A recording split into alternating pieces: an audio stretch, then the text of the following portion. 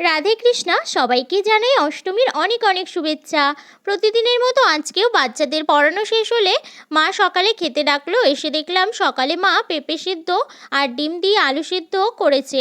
তাই খেয়ে আজ যেহেতু বিকালবেলা আর সকালবেলা পড়ানো, সকালের পড়াটা যেহেতু হয়ে গেছে, তারপর বিকালে পড়ানো আছে, মাঝখানে দুপুরটা একটু রেস্ট পাবো, তাই মাকে একটু হাতে হাতে হেল্প করে দিচ্ছিলাম। তারপর স্নান টান করে দুপুরের খাবারও এদিকে রেডি হয়ে গেছে। দুপুরে রান্না হয়েছিল মাশরুম আলু ভাজা আর শুক্তো, পটলের লতার শুক্তো, আর হয়েছিল চেঙ্গু মাছ। আমি প্রথমে এই মাছটা কী মাছ বুঝতেই পারছিলাম না, তাই সবাই বলল এটা নাকি চেঙ্গু মাছ। আমি জীবনে প্রথমবার শুনলাম। তোমরা যদি এই মাছ কখনো খেয়ে থাকো বা দেখে থাকো, প্লিজ অবশ্যই কমেন্টের মাধ্যমে জানিও। তারপর সন্ধ্যাবেলা বাড়ির পাশে একটা মেলা হচ্ছিল, সেখানে চলে গেলাম। আর তার আগে কিন্তু আমার পড়ানো ছিল, পড়ানোটা তাড়াতাড়ি কমপ্লিট করে নিয়েছি যেহেতু মেলায় যাব। তারপর বোনও বায়না করছিল। মেলা যখন চলছিল তখন কিন্তু আর যাওয়া হয়নি। এখন ভাঙা মেলাতে আমরা গিয়ে হাজির হয়েছি। তারপর অনেক কিছু দেখলাম, সব কিছু কিন্তু এখনো গোটানো হয়নি, কিছু কিছু আছে। আর এই ব্যাগটা কিন্তু আমি এখানে কিনে নিলাম। কেমন হয়েছে অবশ্যই তোমরা কমেন্ট করে জানিও।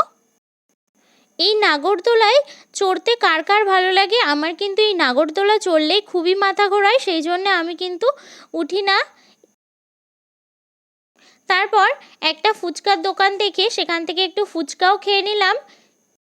তাও ভালো, মেলাতে কিন্তু তাও এখনও অনেক লোক আছে। আমি তো ভাবলাম আমরাই একা এখানে। অনেক দোকানপাট গোছাচ্ছিল দেখে আমি তো ভয়ই পেয়ে গেছিলাম।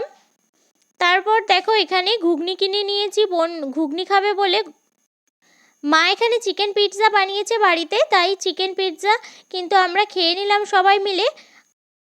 আজ তাহলে আসি, আবার দেখা হবে নতুন কোনো ভিডিওতে। বাই।